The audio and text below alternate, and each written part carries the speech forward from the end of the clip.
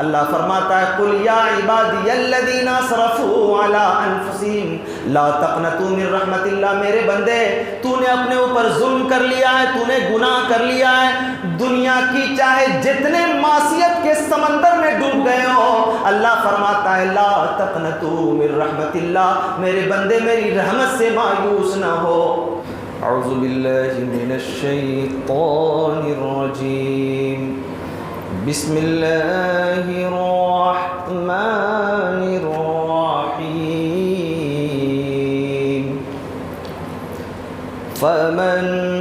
ظلم ممن كذب على الله وكذب بالصدق إذ جاءه أليس في جهنم مثوى للكافرين والذي جاء بالصدق وصدق به أولئك هم المتقون لهم ما يشاءون عند ربهم ذلك جزاء المحسنين۔ اللہ تبارک و تعالیٰ کا بے پناہ شکر و احسان ہے اس رب ذوالجلال کا، جس پاک پروردگار نے آج ہم سبھی لوگوں کو رمضان کی ان قیمتی ساعتوں سے گزرتے ہوئے 24 پارے کی تراویح پڑھنے کی توفیق بخشی، ساتھ ہی امام صاحب کو رب ذوالجلال نے یہ شرف عنایت کیا کہ انہوں نے بھی 24 پارہ کی تراویح پڑھائی ہے۔ اللہ تبارک و تعالی پڑھنے والے پڑھانے والے سبھی لوگوں کی عبادتوں کو، ریاضتوں کو، کوششوں کو، رکوع اور سجود کو قبول فرمائے۔ پارے کی شروعات جہاں سے ہوتی ہے اس میں اللہ تعالیٰ نے اللہ تبارک و تعالیٰ پہ غلط الزام باندھنے والے کو، اس عمل کو اللہ تبارک و تعالیٰ نے ظلم سے تعبیر کیا ہے۔ یعنی جیسے یہود کہتے تھے نا حضرت عیسیٰ علیہ السلام کو کہ اللہ کا بیٹا ہے،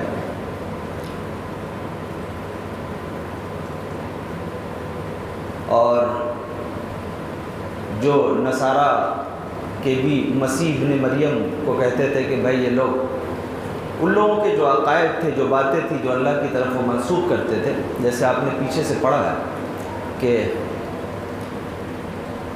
وہ لوگ یہ کہتے تھے کہ بھائی اگر اللہ ہے، فرشتے ہیں، تو پھر آ کر کے ہم سے بات کیوں نہیں کرتے؟ یہ سب جو اٹکل پچو والی جو باتیں تھیں، یعنی بغیر پیر ہاتھ کی لنترانیاں، اس کو اللہ تبارک و تعالیٰ نے ظلم سے تعبیر کیا۔ ساتھ ہی جو لوگ شرک کرتے تھے اور اللہ تبارک و تعالیٰ پر غلط قسم کا الزام باندھتے تھے اپنی جانب سے،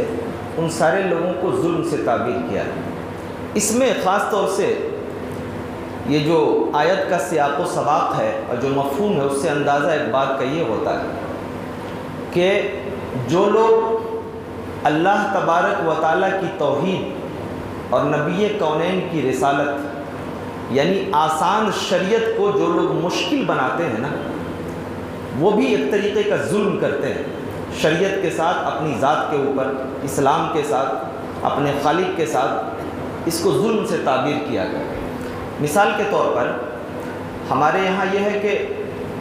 اللہ فرماتا ہے وَنَحْنُ أَقْرَبُ إِلَيْهِ مِنْ حَبْلِ الْوَرِيدِ، یعنی میں تمہارے شہ رگ سے بھی زیادہ قریب ہوں۔ جب یہ بات کہہ دی گئی، میں تھوڑی دیر کے لیے یہ کہوں کہ بھائی میں یہاں پہ موجود ہوں، آپ وہاں سے اٹھ کر کے آئیے، میرے سے بات کریے۔ تو کیا بولے گا وہ آدمی کہ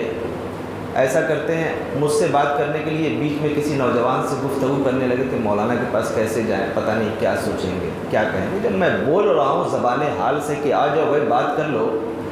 اور پھر ہم نے اپنا دماغ لگانا شروع کیا تو معاملہ وہیں پہ خراب ہو جاتا ہے۔ ایک چیز اور، ایک اوتھینٹک بات یہ بول رہا ہوں کہ جہاں پر بڑے آدمی کے پاس پہنچنے کے لیے آسان راستہ ہوتا ہے، یعنی ڈائریکٹ اگر کوئی بادشاہ یہ کہہ رہا ہو کہ آ جاؤ مجھ سے مل لو، دربار کھلا ہوا ہے، چلے آؤ، جہاں تک روشنی معلوم ہوتی ہے چلے آؤ، دروازہ کھلا ہوا۔ ایک طریقہ تو یہ ہے، یہ ایک صاف ستھرا طریقہ ہے کسی بادشاہ کا کہ اپنے رعایا کے اوپر، اپنی رعایا کے اوپر کوئی ظلم ہوتا ہوا نہ دیکھ سکے، عام آدمی بھی اس کی بارگاہ میں آ جائے اور اس کے دربار میں اس سے گفتگو کرنے لگے۔ ایک ہوتا ہے کہ بھائی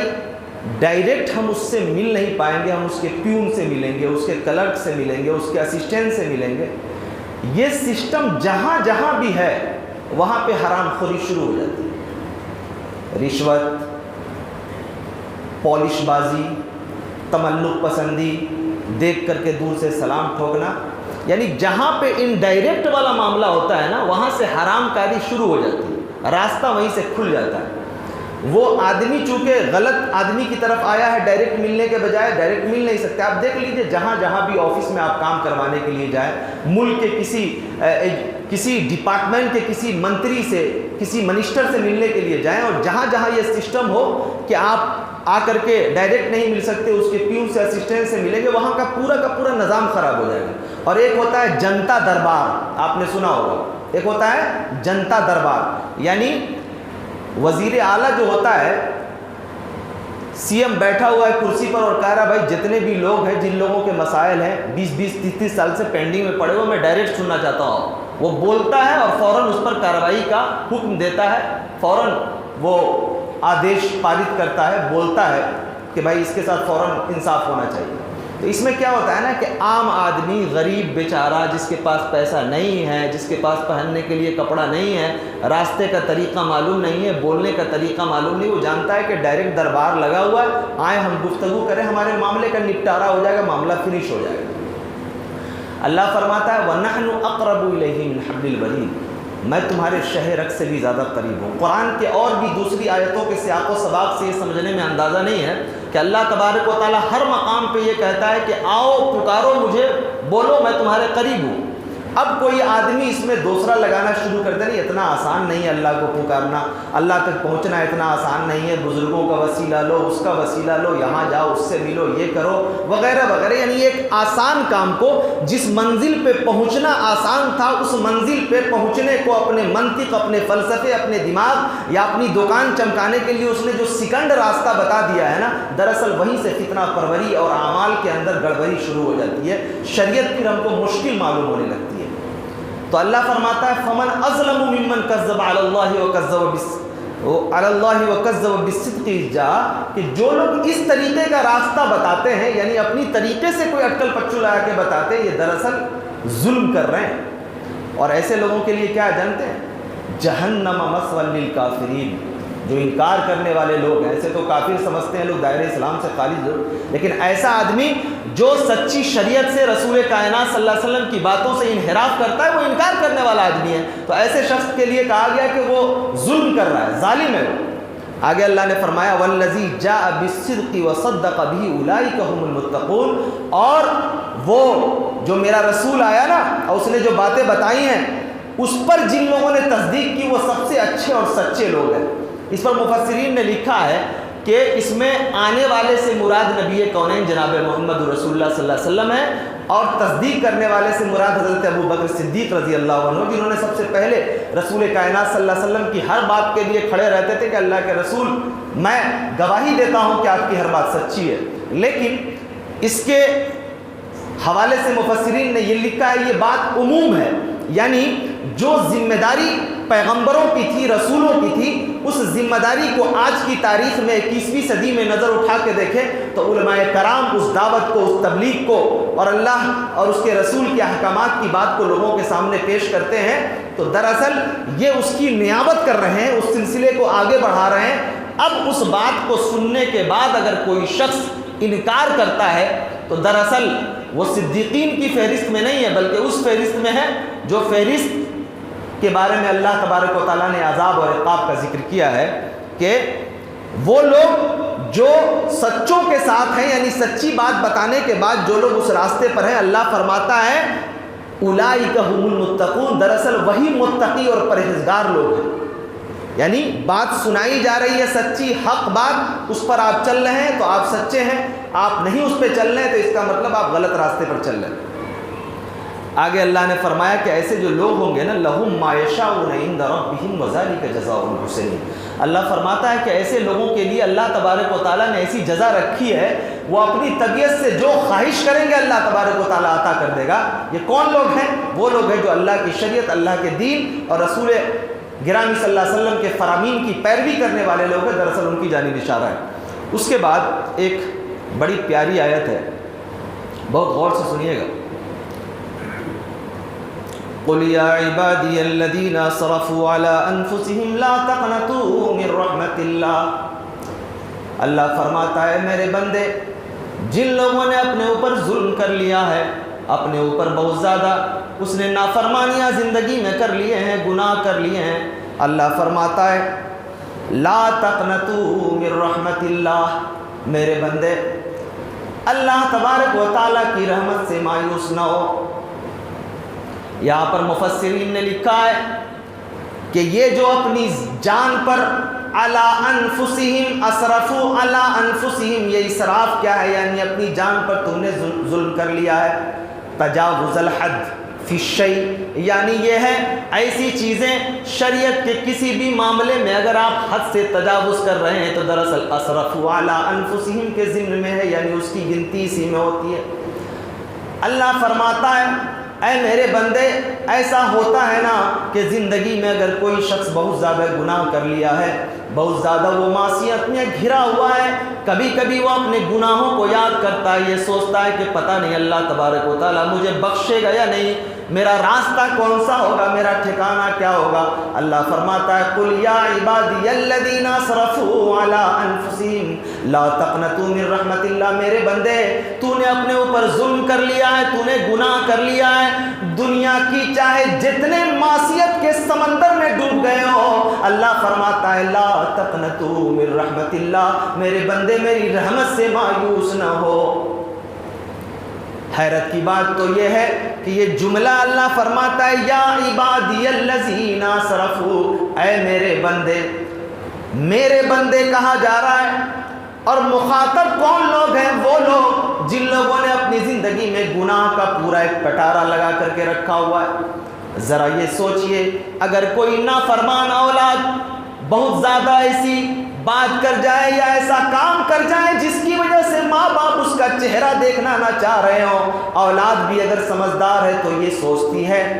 کہ میں نے اتنا بڑا ظلم کیا ہے، کون سا چہرہ لے کر کے اپنی ماں کے پاس جاؤں، اپنے باپ کے پاس جاؤں، اندر سے شرمندہ ہوتا ہے، بھاگا بھاگا پھرتا ہے۔ لوگ کہتے ہیں کہ آ جا، تیرے ماں باپ کے اندر رحم دلی کا جذبہ پیدا ہو گیا ہوگا، لیکن اندر نفس بیٹھا ہوا ہے، وہی چولا مارتا ہے، کون سا چہرہ لے کر کے جاؤں، لوگ دیکھیں گے تو کیا کہیں گے، میرے والدین پہ کیا گزرے گی، بھاگا بھاگا پھرتا ہے۔ ایک ہفتہ گزر گیا، 2 ہفتہ گزر گیا، 3 ہفتہ گزر گیا، 1-1.5 مہینہ گزرنے کے بعد کسی نے جا کر کے یہ خبر دی کہ تیری ماں صحیح سے کھانا نہیں کھا رہی ہے، تیری ماں غم میں مبتلا ہے، پھر بھی وہ اپنے آپ کو یہ محسوس کر رہا ہے کہ ایسا ہو نہیں سکتا ہے، میں نے اتنا بڑا ظلم کیا ہے، میرا باپ کیسے میرے اوپر رحم کرے گا، میری ماں کیسے اوپر رحم کرے گی، وہ دل میں اپنے آپ کو کوستا ہے۔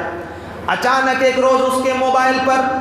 کال آتی ہے، دیکھتا ہے تو ماں کی کال آ رہی ہے، اس نے موبائل اٹھا کر کے ریسیو کیا اور اس نے کان میں لگانے کے بعد آواز سننی چاہیے کہ کہیں میری آنکھ تو خطا نہیں کر رہی ہے، اتنے بڑے ظلم کے بعد ماں نے کیسے کال کر دیا ہے۔ مہینہ گزر گیا،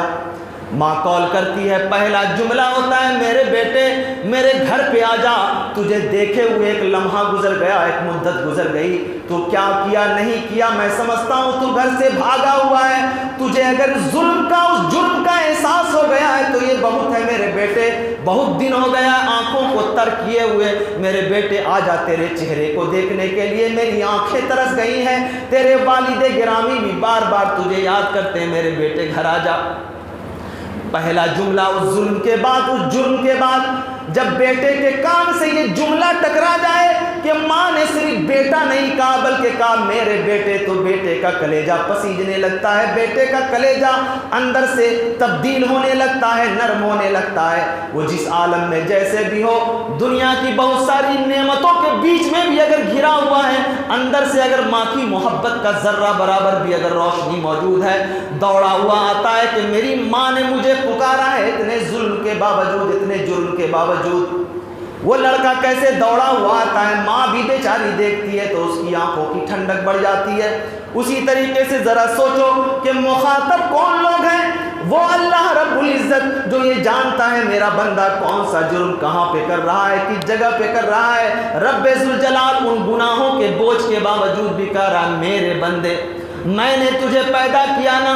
یعنی اگر گناہوں کا بڑا سے بڑا پہاڑ کھڑا ہے، اللہ فرماتا ہے کہ تو جانتا نہیں کہ میری رحمتیں کتنی بڑی ہیں، میری رحمت کا دریا کتنا بڑا ہے۔ اللہ فرماتا ہے لا تقنطوا من رحمت اللہ، کہ میری رحمت سے تو مایوس نہ ہو۔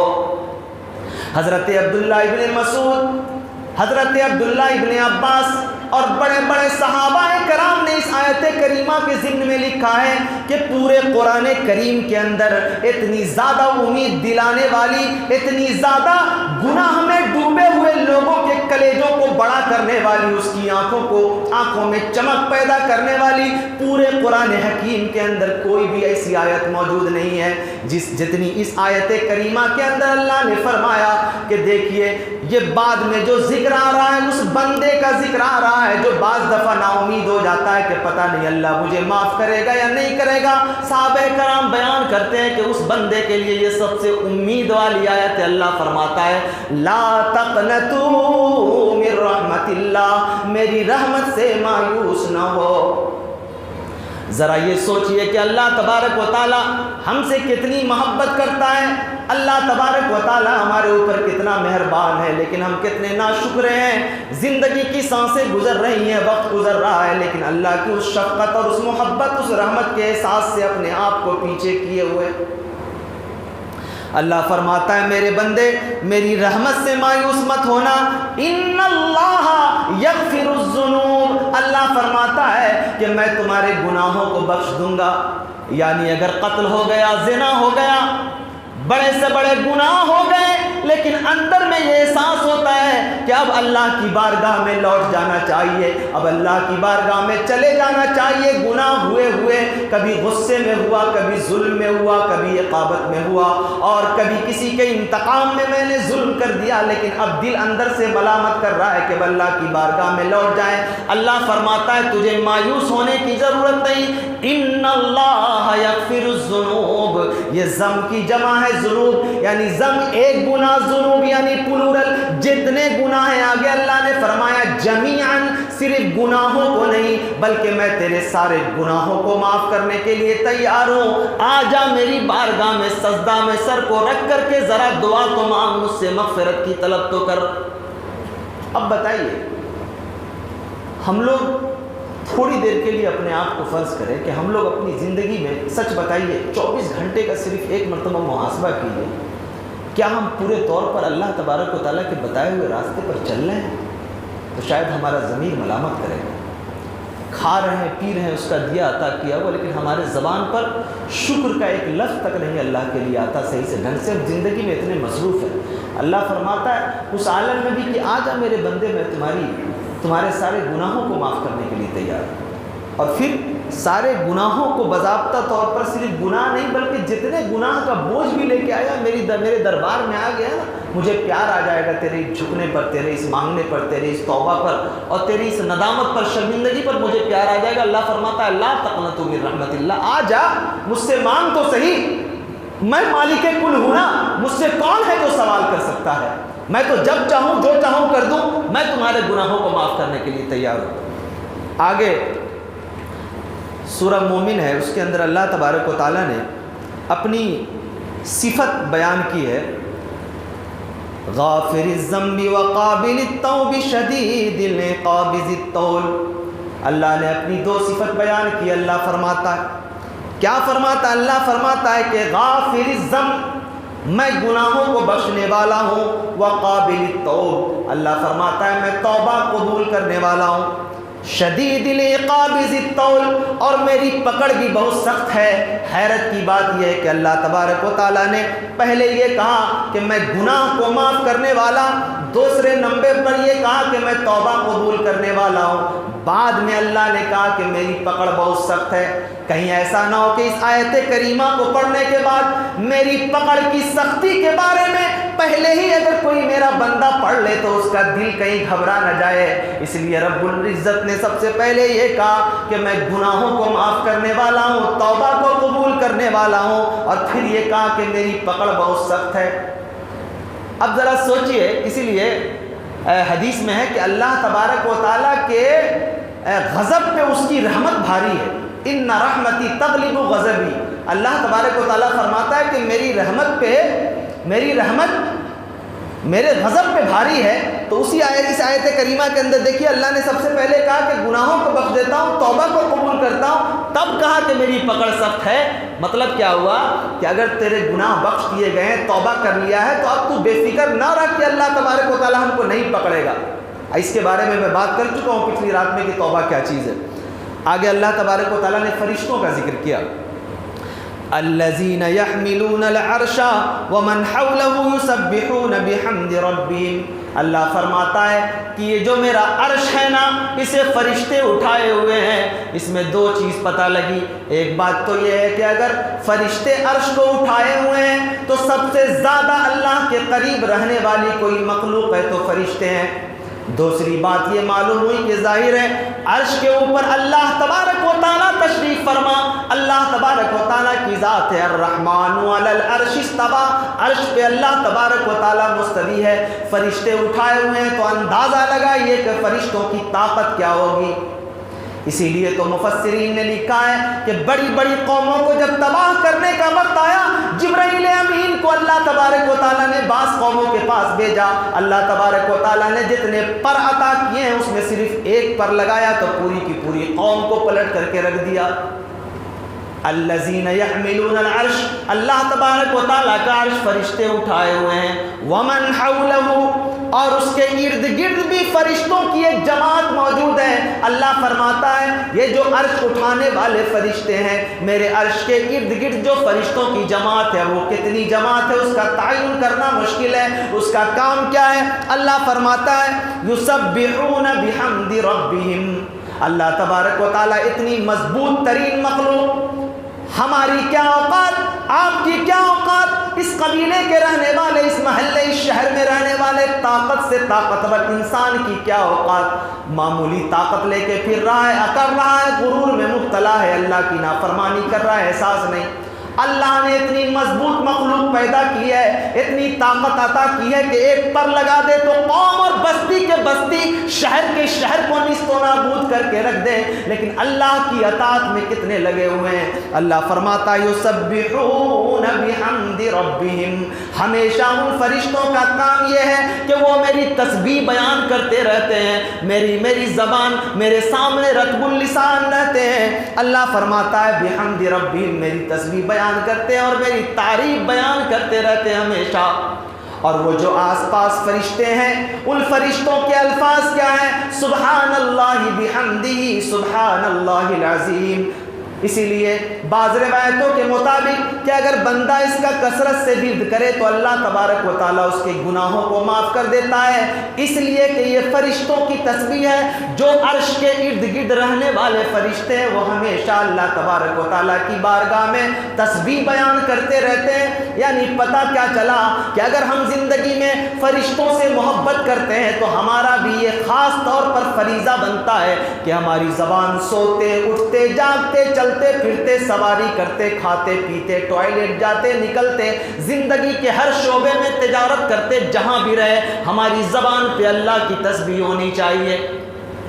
آگے اللہ تبارک و تعالیٰ نے کہا کہ جب یہ فرشتوں کی جو جماعت ہے وہ یوں ہی نہیں رہتی، ربنا وادخلہم جنات عدن التی، اللہ فرماتا ہے کہ ہم فرشتوں سے کہلواتے ہیں کہ میرے بندوں کے بارے میں تو دعا کر کہ اللہ تبارک و تعالیٰ اسے جنت میں داخل کر دے، ومن صلح من آبائہم، صرف بندوں کو نہیں بلکہ اس کے آباء و اجداد کو بھی اللہ تبارک و تعالیٰ جنت میں داخل کر دے۔ آگے اللہ فرماتا ہے وَأَزْوَاجِهِمْ، اور ان کی بیویوں کو بھی، وَذُرِّيَّاتِهِمْ، ان کے بچوں کو بھی۔ ذرا یہ سوچئے کہ ہم نیکی کریں، ہم عبادت کریں، ہم ایمان والے، لیکن اللہ تبارک و تعالیٰ نے ایمان والوں کا مقام کتنا بلند کیا ہے کہ فرشتوں سے کہلوا رہا ہے، فرشتے ان کے لیے بھی دعا کر، ان کے آباء و اجداد جو دنیا سے چلے گئے ان کے لیے بھی دعا کر۔ اسی پر بس نہیں بلکہ ان کی بیویوں کے لیے بھی دعا کر، ان کے بچوں کے لیے بھی دعا کر۔ یعنی اگر ہم یہ چاہتے ہیں کہ فرشتے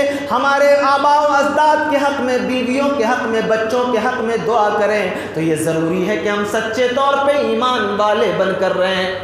کتنا مقام اللہ تبارک و تعالیٰ نے فرمایا کہ اللہ تبارک و تعالیٰ نے پیچھے کہا میرے بندے میری رحمت سے مایوس نہ ہو، اور پھر آگے اللہ تبارک و تعالیٰ اس ایمان والے کے لیے فرشتوں سے بھی دعا کروا رہا ہے۔ اور جب فرشتے کسی کے لیے دعا کرے تو ذرا اس کی قسمت، اس کے مقدر اور اس کی عظمت کا کیا کہنا۔ سبحان اللہ بحمدہ، سبحان اللہ العظیم۔ یقیناً اللہ کی ذات بہت پاک ہے، بہت بڑی ہے۔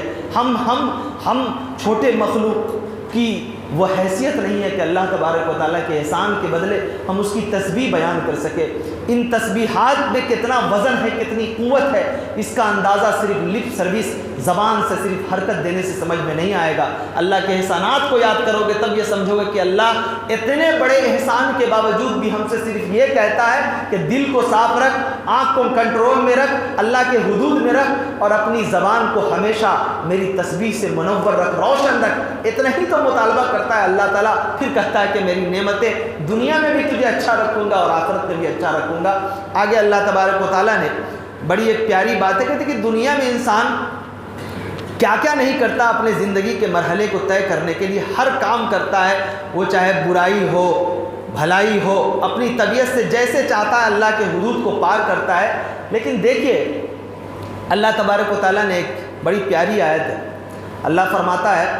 ان الذين قالوا ربنا الله ثم استقاموا تتنزل عليهم الملائكة، اللہ فرماتا ہے جن لوگوں نے یہ کہا کہ ہمارا رب اللہ ہے، ثم استقم، اور پھر اس پہ ڈٹ گئے، قالوا ربنا اللہ ثم استقاموا، جن لوگوں نے کہا کہ اللہ ہمارا ہے اور اس پہ ڈٹ گئے، اللہ فرماتا ہے اگر ڈٹ گئے ہو، اچھے راستے پہ چلے ہو تو تمہارے لیے خوشخبری ہی خوشخبری ہے۔ اس آیت کریمہ کی تفسیر کرتے ہوئے حافظ ابن کثیر رحمۃ اللہ علیہ نے حضرت عمر کا ایک قول نقل کیا۔ حضرت عمر نے فرمایا اس آیت کریمہ کی تفسیر یہ ہے کہ ایک آدمی جب اپنی زبان سے اللہ تبارک و تعالیٰ کی وحدانیت کا اقرار کرتا ہے تو دائیں بائیں آگے پیچھے ادھر ادھر دیکھنے کی ضرورت نہیں ہے۔ اللہ کا اقرار کیا ہے تو اہدنا الصراط المستقیم، اگر اللہ کا اقرار کر لیا ہے، توحید کا اقرار کر لیا ہے، نبی کی رسالت کو مان لیا ہے تو اب اس کا راستہ صرف صراط مستقیم ہوگا، نہ وہ دائیں دیکھے گا، نہ بائیں دیکھے گا، نہ آگے نہ پیچھے، بس سیدھے ہی چلے گا، اس راستے پہ چلے گا جس راستے پر جس کی آخری منزل جنت ہے، دوسرا کوئی راستہ نہیں۔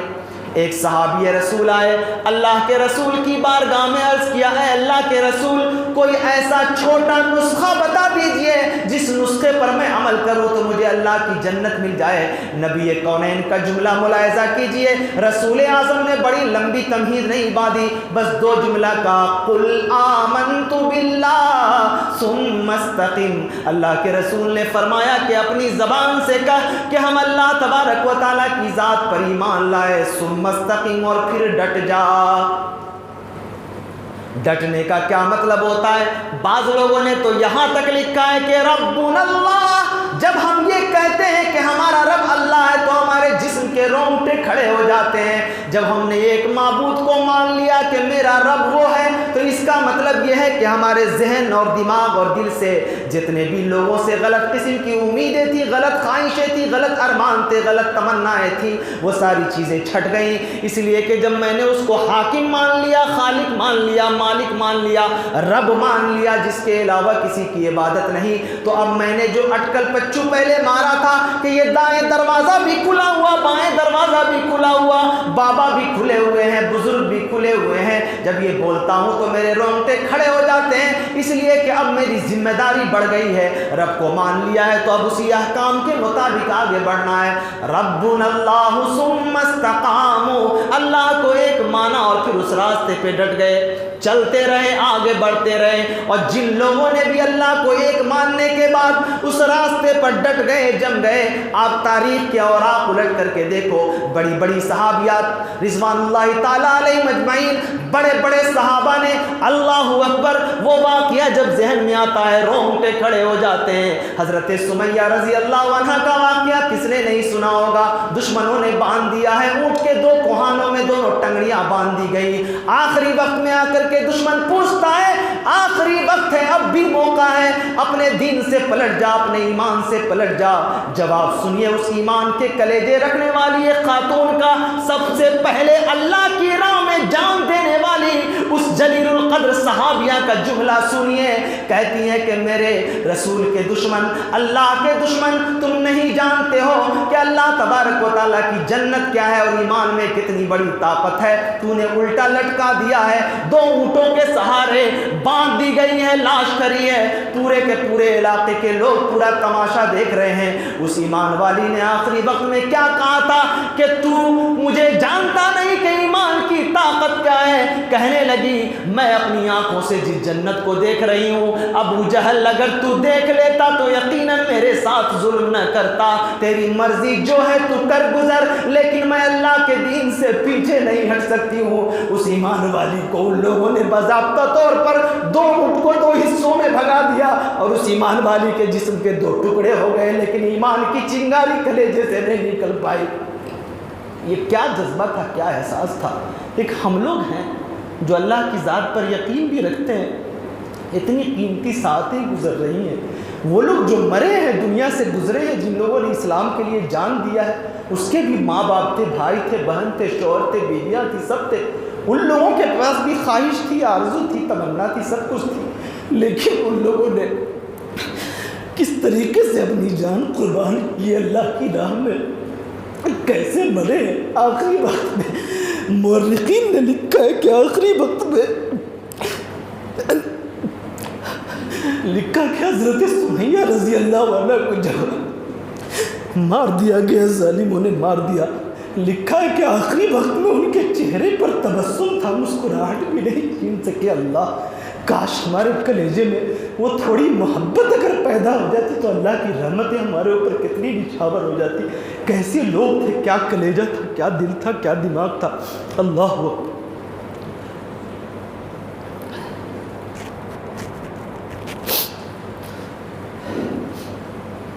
اللہ فرماتا ہے ان الذین قالوا ربنا اللہ ثم استقاموا، یہ اللہ کے دین پر چلنے والے لوگ تھے جن لوگوں نے صرف اتنا ہی جرم کیا تھا، اتنا ہی جرم کیا تھا، اس نے کہا تھا اللہ ایک ہے۔ آج جو توحید پرست لوگ ہیں نا، ان کی ذمہ داریاں بڑھ جاتی ہیں ایمان والوں، جن لوگوں نے اللہ کے راستے کو قبول کیا۔ ایک عورت جس کو کانٹا چبھ جائے، معمولی ہو جائے، اس کو کتنی تکلیف ہوتی ہے۔ جب اس جلیل القدر صحابیہ کو ان ظالموں نے بے دردی سے مارا ہوگا، اس کے کلیجے پر، ان کے بچوں پہ کیا گزرا ہوگا۔ نبی کونین نے فرمایا تھا اس موقع پر، اصبر آل یاسر موعدکم الجنہ، اے یاسر کے گھرانے والے میں تجھے جنت کی بشارت دیتا ہوں۔ نبی کونین نے جنت کی بشارت تو سنا دی۔ یہ تو اللہ تبارک و تعالیٰ ایک مومن کو جب جنت کی بشارت دی جائے تو اس سے بڑی کوئی بشارت اس کے لیے نہیں ہوتی۔ کاش ہمارے دل کے اندر، ہمارے جذبے کے اندر، ہمارے کلیجے کے اندر وہ اخلاص پیدا ہو جاتا جو صحابہ کرام کے اندر موجود تھا، صحابیات کے اندر موجود تھا۔ اللہ فرماتا ہے کہ دین کے راستے پر تم چلتے ہو نا، اللہ نے بڑی خوشخبری دی، فرمایا اللہ تخافوا ولا تحزنوا وابشروا بالجنة التي كنتم توعدون۔ اللہ فرماتا ہے کہ جب تو دین کے راستے پر چلے گا، اپنی جان کو قربان کرے گا، تو لا تخافوا تیرے لیے خوف بھی نہیں ہے، ولا تحزنوا تیرے لیے غم بھی نہیں ہے۔ مفسرین نے لکھا ہے کہ غم کا مطلب یہ ہے کہ جو تو پیچھے چھوڑ کے چلا آیا ہے جوانی میں، اگر موت تیرے سامنے تیرے دروازے پر موت کا فرشتہ اگر آ گیا ہے، تیری روح نکال رہا ہے، تو نا امید ہونے کی ضرورت نہیں ہے کہ میرے بچے کو کون دیکھے گا، میری بیوی کو کون دیکھے گا، میرے والدین کو کون دیکھے گا۔ اگر اللہ تبارک و تعالیٰ کے راستے پہ چل رہا تھا، اللہ کو ایک مان کے چل رہا تھا، اللہ نے فرمایا ولا تحزنوا تیرے لیے غم نہیں ہے، تو دنیا سے جا رہا ہے، اللہ کی رحمتیں ڈھانپ لیں گی تیرے بعد، اللہ اس کی حفاظت کرنے والا ہے۔ ولا تخافوا سامنے اگر فرشتہ ہے تو نامہ اعمال سے گھبرانے کی بھی ضرورت نہیں ہے۔ اللہ فرماتا ہے کہ تیرے لیے خوف نہیں ہے ان بندوں کے لیے جو اللہ کو ایک ماننے کے بعد ثم استقاموا ڈٹ گئے، اللہ فرماتا ہے نہ خوف ہے نہ غم ہے۔ اس لیے کہ جو نیک بندے ہوتے ہیں، جو اچھے بندے ہوتے ہیں، اللہ فرماتا ہے تتنزل علیہم الملائکہ، اللہ فرماتا ہے وہ انتقال ہوتا ہے، اللہ کا فرشتہ آتا ہے کہ تجھے غم اور خوف کرنے کی ضرورت نہیں ہے۔ دنیا میں جن لوگوں کو تو نے بے سہارا چھوڑا ہے، اسے اللہ نے سہارا دے دیا، اب تو اگر جا رہا ہے تو تجھے غم کرنے اور خوف کھانے کی ضرورت نہیں ہے، اس لیے کہ میں تیرے لیے وابشروا بالجنۃ التي کنتم توعدون، اللہ فرماتا ہے کہ اسے جنت کی بشارت سنائی جاتی ہے۔ اور آگے اللہ نے فرمایا نحن اولیاؤکم فی الحیات الدنیا وفی الآخرہ، فرشتے کہیں گے کہ تو نیک تھا، اچھا تھا، میں دنیا میں بھی تیرا ساتھی تھا، دوست تھا، آخرت میں بھی تیرے ساتھ رہوں گا۔ آگے اللہ نے فرمایا کہ یہ جو لوگ پہنچیں گے وہ خواہش کریں نہ کریں، اللہ سے مانگے یا نہ مانگے، اللہ فرماتا ہے وَلَكُمْ فِيهَا مَا تَشْتَهِي أَنفُسُكُمْ، اللہ فرماتا ہے میں تجھے اپنی نعمتوں سے بالکل نواز دوں گا، سرفراز کر دوں گا۔ نزولاً، اللہ فرماتا ہے میری بارگاہ میں جب جائے گا تو روایتی انداز میں جیسے کوئی بھکاری کسی بادشاہ کے دربار میں آتا ہے ویسا سلوک نہیں، نزولاً من غفور الرحیم، اللہ فرماتا ہے میرے راستے میں قربان ہو کے آیا ہے نا، میرے لیے دین پہ چل کے آیا ہے نا، تو میں تیرے پورے اعزاز و اکرام کے ساتھ مہمانوں کی طرح تیرا استقبال کروں گا۔ نزولا من غفور الرحیم، اللہ فرماتا ہے کہ میں تیرا مہمانوں کی طرح استقبال کروں گا۔ کاش یہ ساری باتیں، یہ ساری چیزیں جو قرآن کی آیتیں ہیں، رسول گرامی صلی اللہ علیہ وسلم کی جو تاریخ ہے، جو ان کی سیرت ہے، صحابہ اکرام رضوان اللہ تعالیٰ علیہ اجمعین کی قربانیاں ہیں، کبھی فرصت ملے تو اس کو پڑھیے، دیکھیے، قسم خدا کی اپنی پوری زندگی کی نیکی کو جمع کر دو گے اور لگے گا کہ ہم ابھی کچھ نہیں ہے، کچھ بھی نہیں۔ جیسے کوئی آدمی ہوتا ہے نا، اپنے آپ کو بہت بڑا سمجھ رہا ہے، لیکن اچانک کسی بہت بڑے دولت مند کے پاس جاتا ہے تو وہ سمجھتا ہے کہ میری کوئی حیثیت نہیں۔ اسی طریقے سے آپ کی نیکیوں کی کوئی باضابطہ طور پہ ایسی حیثیت نہیں جو آپ فخر کر سکیں۔ اللہ کی رحمتوں سے مایوس تو نہیں ہو، لیکن دیکھیے کہ ان لوگوں نے کتنی محنتیں کی۔ اما عائشہ نے پوچھا تھا نا نبی کونین سے، اللہ نے آپ کے سارے گناہ معاف کر دیے، کیوں اتنے پریشان ہوتے ہیں اتنے زیادہ؟ تو کیا جملہ کہا تھا رسول اعظم نے کہ جس رب العزت نے میرے اوپر اتنا احسان کیا میں اس کا شکر گزار بندہ نہ بنا۔ اتنا اگر انسان سمجھ جائے نا کہ شکر گزار بندہ بننا ہے تو پھر تو زندگی کا نقشہ بدل جائے۔ اللہ تعالیٰ سے دعا ہے کہ مولا کریم جو باتیں میں نے بتائی ہیں اپنے بندوں کے کلیجے میں اتار دیں، اللہ عالمین سے راستے پر چلنے کی توفیق عطا فرما، ہمیں نیک بنا، سچا بنا، اچھا بنا، وآخر دعوانا الحمد